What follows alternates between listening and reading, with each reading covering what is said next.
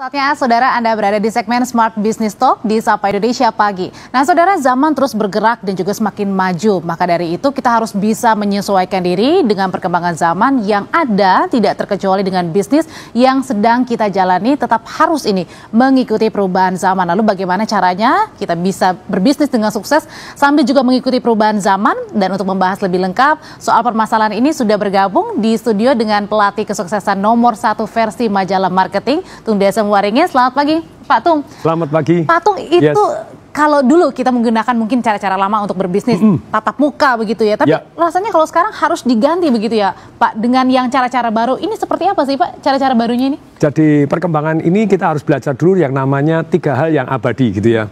Kalau yang namanya perubahan itu abadi, terus berubah. Kayak misalnya zaman dulu kita misalnya mau pakai ICQ mendadak hilang, sekarang pakai yang lain hilang. Nanti event sosial media pun akan saling telan.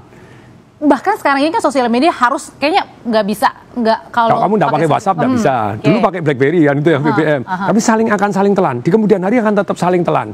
Jadi perubahan itu abadi.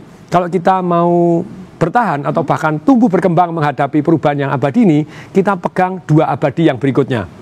Apa tuh Pak? Jadi perubahan kan abadi. Pegang 2 yang abadi berikutnya. Satu adalah pegang iman kita bahwa Tuhan itu abadi.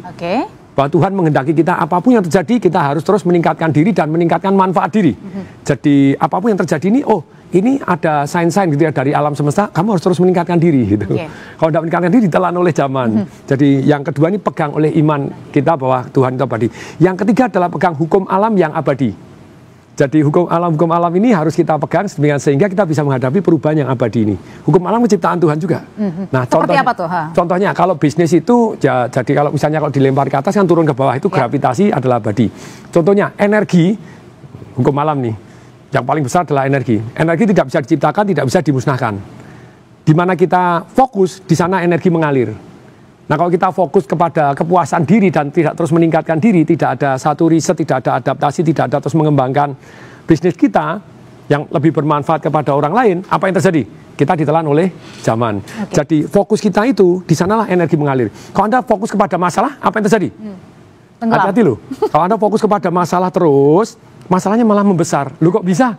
Ya Anda harusnya fokus kepada masalah boleh 20%, 80% kepada solusi.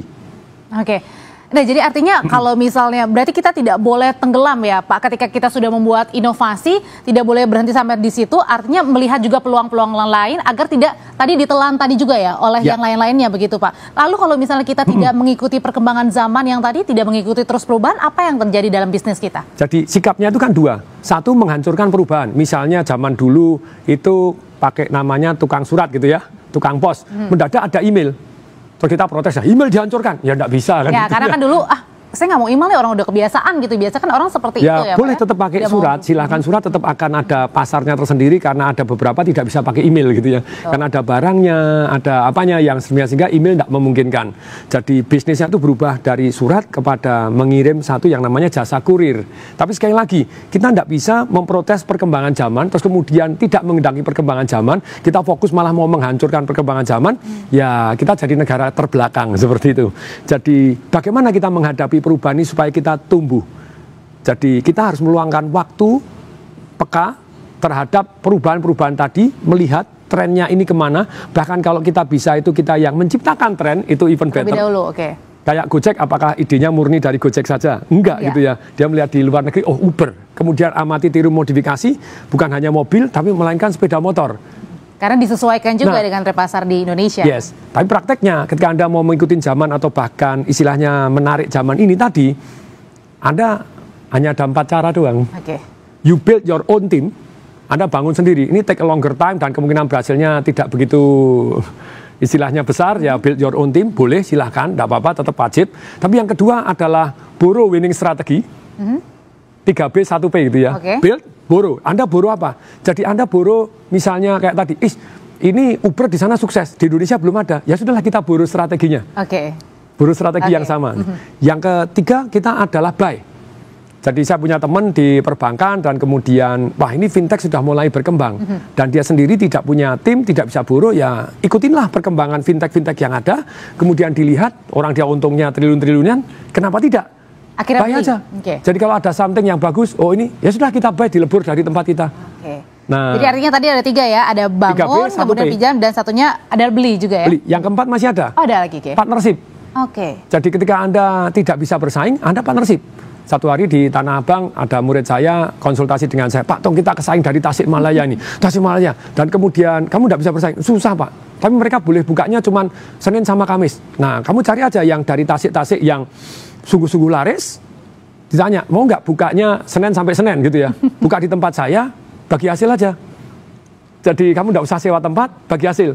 Jadi berpartnerlah dengan orang-orang yang jauh lebih hebat dibanding Anda. Nah ini Anda akan mengikuti zaman gitu ya. Bukan ditelan oleh zaman tapi mengikuti zaman. Yes. Artinya kalau tadi melihat dari semuanya kita juga harus membuka koneksi, jangan juga dalam tanda kutip adalah sombong begitu ya Pak ketika kita sudah menciptakan inovasi tersebut begitu. Karena toh kita juga akan membutuhkan orang lain dan pihak lain tentunya. Rata-rata orang itu ketika dia lagi berjaya dia sombong, tidak mau melihat apa sih kamu kecil gitu ya, apa sih kamu kecil. Kayak perbankan besar sekali, fintech apa sih omsetnya berapa, kredit macetnya berapa. Kita lihat dulu. Kalau kita tidak pernah mencurahkan waktu, istilahnya energi kita untuk, wih, mana yang berkembang, mana yang bagus, kita lalai. Kita sibuk memuji diri sendiri, wah saya hebat, saya sudah menang, tapi tidak pernah berkembang. Teruslah, masih ingat ya, bahwa selama kita dikasih waktu, di waktu kesehatan gitu ya, waktu dan kesehatan, kita harus terus meningkatkan diri dan meningkatkan manfaat diri.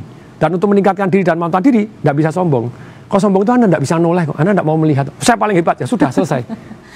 Dengan tidak mengikuti perkembangan-perkembangan yang ada, bisa jadi bisnis yang tadinya sukses dan sangat sukses, itu bisa berkebalikan, merosot.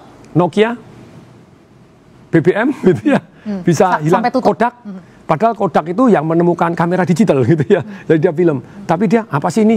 Oke, Pak Tung, apa yang bisa kita pelajari tadi dari beberapa brand yang Pak Tung jelaskan yang tadinya benar-benar mumpuni pasar bukan hanya di Indonesia tapi seluruh dunia, tapi kemudian apa yang bisa kita pelajari dari perusahaan-perusahaan tersebut yang tadinya dari berjaya jadi tenggelam supaya nanti kita punya bisnis juga tidak tenggelam dan malah terus berjaya ke depan? Jadi hati-hatilah terhadap satu yang namanya zona nyaman dan kemenangan Anda. Kalau Anda lagi fight kepengen juara, wah itu semua cara digunakan, tentu saja yang halal gitu ya. Tapi ketika Anda sudah nyaman, Anda merasa bahwa tidak memungkinkan orang lain mengalahkan Anda, atau saya sudah paling hebat, Anda tidak akan mau belajar. Jadi cara yang terbaik bagaimana bisnis Anda bukan hanya eksis tapi terus berkembang, lihatlah gitu ya, luangkan waktu, energi, uang, tenaga, fokus Anda ke sesuatu hal yang bukan hanya bisnis Anda, tapi bisnis-bisnis yang lain yang bisa jadi menelan bisnis Anda tanpa Anda sadarin. Oke. Oh, ini terus waspada ya. Ya waspada. Begitu mereka grow, ayo kita build sendiri, bangun sendiri, B, atau kita borrow sistemnya mana gitu ya, atau yang ketiga kita buy. Jadi buy, kalau nggak bisa buy, nggak bisa borrow, bisa ya partneran deh gitu ya. Dengan yang gini, walaupun mereka masih kecil, trennya bagus, ayo let's go partneran gitu ya. Oke, dan apalagi hal yang bisa dipelajari juga Pak Tung supaya nanti, kalau tadi kan kita berbicara membuat bisnis jadi lebih besar, tapi kalau misalnya mau memulai bisnis, apa yang bisa dilakukan? Kalau memulai bisnis itu, saya startup begitu banyaknya bisnis, itu ada 5 hal yang harus diperhatikan gitu ya. Nomor 1, timing. Timing kalau sudah lewat, Anda masih hari ini nekat menyewakan videotape, ya susah gitu ya. Videotape sudah goodbye my love gitu ya. Jadi Anda lihat, ada juga yang trennya belum sampai. Ketika trennya belum sampai, melihat tren yang belum sampai untuk kemudian kita Anda nekat. Seperti saya terlibat di dunia.com itu sejak tahun 2000. Ya memang trennya belum sampai, tapi kita tidak apa-apa. Kalau itu memang adalah learning time. Selama Anda tahan, Anda dahulu, begitu time yang sampai, oke jadi. Meskipun waktunya panjang, long term. Panjang, asal Anda tahan. Kalau tidak tahan, ya kalem dulu, biarkan orang lain. Memang ada jurus, biarin dulu orang lain, mancing-mancing, oh ada ikannya toh, baru kita jaring, gitu kan juga bisa. Jadi nomor 1 timing. Yang kedua itu adalah tim. Jadi tim Anda harus lengkap. Jadi caranya lengkap gimana? Tadi partnership aja, partner tim lengkap. Jadi timnya ini kalau kurang ya celaka juga. Jadi kemudian yang ketiga, ide bisnisnya tidak boleh sama. Jadi kalau ide bisnisnya seperti yang sekarang yang jualan tiket, jualan hotel, semuanya buka, semuanya buka, repot. Ada yang bilang, tenang Pak, saya danain 150 triliun. Nah, terus kemudian saya akan, boleh, karena dana 150 triliun adalah nilai tambah. Tapi kalau sama-sama semua jualan tiket, sama-sama jualan hotel, semuanya sama, tidak ada nilai tambah yang berbeda. Jadi ide Anda, apa nilai tambah Anda untuk masyarakat? Saya kemarin belajar dari murid saya juga, dari ini, jadi ada satu bank namanya bank kecil, Bank Lestari gitu ya. Sekarang booming sampai jadi 6 triliun, dia cuma fokus ide bisnisnya apa? Satu punya apa? Satu, lebih murah, lebih cepat atau lebih baik? Dia tidak bisa lebih murah, tapi dia lebih cepat dan lebih baik relationship-nya. Nah, kalau misalnya ada bisnis itu tidak ada yang nilai tambahnya, tidak ada lebihnya, sama dengan orang lain, so what gitu loh. Masih ada 2. Baik. Yang keempat dan kelima, singkat Pak Tung? Singkat dan padat. Yang kelima, bisnis modelnya kapan Anda keluar. Ini ide, dapat duitnya di mana. Kalau nggak tahu kapan dapat duitnya, cilaka. Startup Anda juga bingung. Yang kelima, jadi baru pendanaan. Banyak orang dana nomor 1 enggak, nomor 5. Kadang-kadang sering ini ya, nomor satu dana, ternyata dana bisa pakai yang lainnya. Gede banget juga hilang. Yang adalah pemikiran dulu, otak dulu, apa yang ingin di... Timingnya dulu. Ide pun nomor 3, kedua timnya. Ide bisa datang dari timnya juga. Waktunya dulu ya Pak. Timingnya cocok nggak? Baik. Nah, kalau misalnya nanti mungkin pemirsa yang di rumah, saat ini kan kesempatan kita terbatas. Mungkin kalau misalnya ada mau berbincang-bincang lagi, Pak Tung? Besok saya jam 7 pagi itu di Smart FM. Kalau di Jakarta 95,9, kita akan bahas panjang lebar ini 1 jam full gitu ya. Besok kira-kira bahasnya ini? Ya, besok akan membahas topik ini. Jadi bagaimana bisnis Anda bukan hanya eksis, tapi tumbuh, berkembang, sesuai dengan zamannya, bahkan bisa menggiring zaman menuju ke modernnya. Terima kasih Pak Tung sudah berbagi bersama kami di pagi hari ini, supaya pemirsa semua yang ingin memulai bisnis ataupun mengembangkan bisnisnya bisa lebih